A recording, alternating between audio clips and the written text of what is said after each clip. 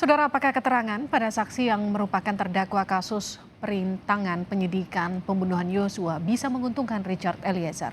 Seberapa penting keterangan yang diberikan dalam persidangan hari ini? Kita akan bahas bersama pakar hukum pidana Universitas Tarumanegara, Heri Firmansyah. Mas Heri, selamat malam. Malam Mbak Livi, Assalamualaikum.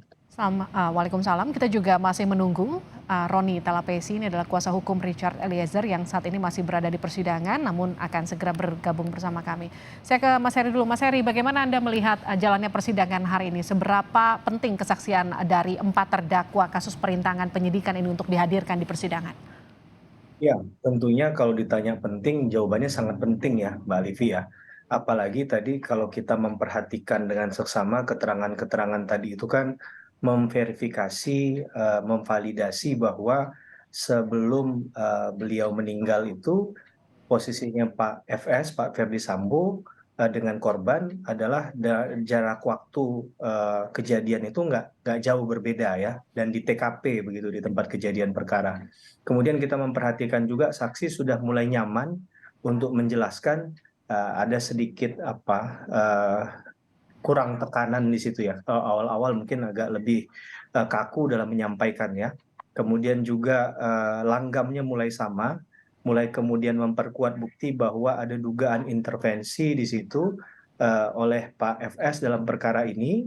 Juga kalau kita boleh melihat beberapa keterangan tadi juga menyatakan bahwa dalam konteks ini apa yang disampaikan oleh para saksi lebih kepada intervensi itu nyata, kemudian ada upaya untuk melakukan pengawasan dan penguasaan baik barang bukti maupun hal-hal yang terjadi dalam perkara ini itu melalui kuasanya Pak FS tadi ya. Itu beberapa saksi mengkonfirmasi hal yang sama.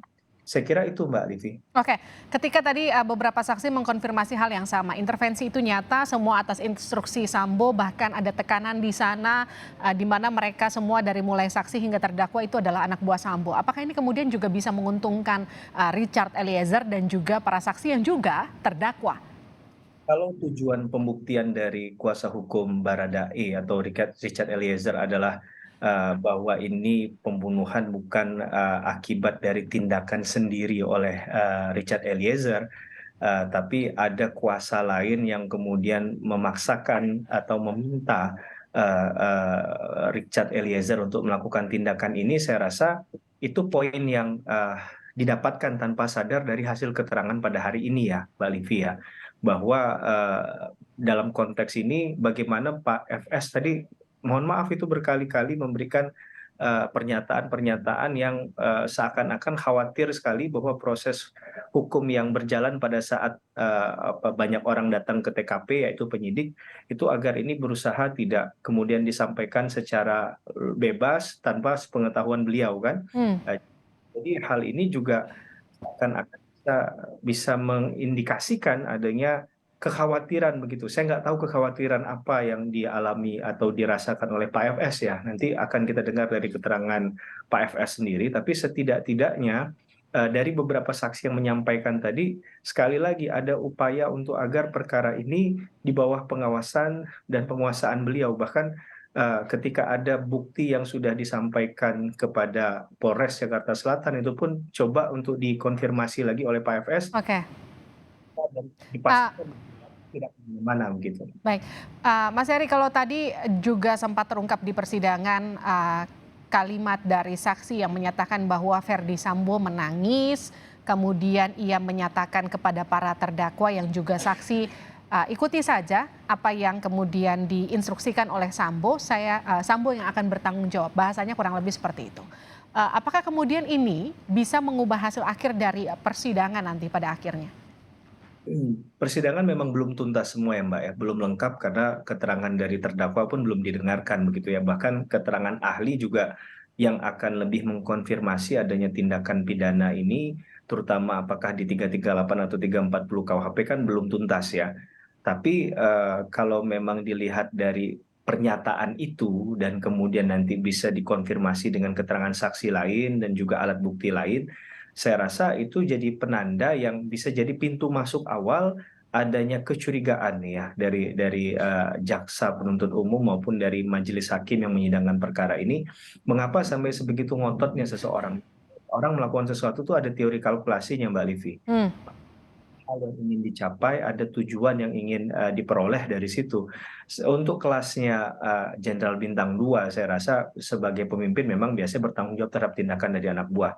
Tapi untuk tindakan pidana semacam ini, apakah kualifikasi itu masuk begitu saja tanpa ada rasa-rasanya hal lain di luar dari itu ya. Maka ini yang perlu digali. Mengapa seorang Pak FS begitu sampai merelakan, sampai mau bersikap hal semacam itu kan perlu dipertanyakan gitu ya. Kalau tadi sifatnya ini adalah pribadinya dari Richard Eliezer berarti sudah terjawab ya bahwa ini berarti bukan persoalan pribadi antar hmm, dengan Richard Eliezer. Berarti ada keterkaitan. Nah, ini yang perlu dicari keterkaitan, keterikatan antara Pak FS dengan perkara ini begitu ya. Apakah tadi sebagai yang memberi perintah hmm, atau memang yang dalam konteks ini proses tadi agar tidak keluar oke. kemana-mana kan kalau tadi dari keterangan juga ada yang mengkonfirmasi di keterangan-keterangan sebelumnya bahwa ada pelaku lain, penembakan lain selain dari Richard Eliezer kan Ya, kalau nggak dari salah. jumlah peluru itu dari 5 dan 7 itu ya. Betul Mbak Livi. Baik, artinya sekarang kalau kita bisa menyaksikan tadi jalannya persidangan, benang kusut tewasnya Brigadir Yosua sekarang sudah mulai terurai satu persatu. Terima kasih juga Mas Heri Firmansyah telah bergabung bersama kami di Sapa Indonesia Malam. Kita nanti akan nantikan seperti apa jalannya persidangan selanjutnya. Apakah kemudian benang kusut kasus pembunuhan Yosua ini bisa segera terurai dan kemudian bisa terbuka apa sebetulnya penyebab dari tewasnya Yosua. Terima kasih telah bergabung bersama kami di Sapa Indonesia Malam.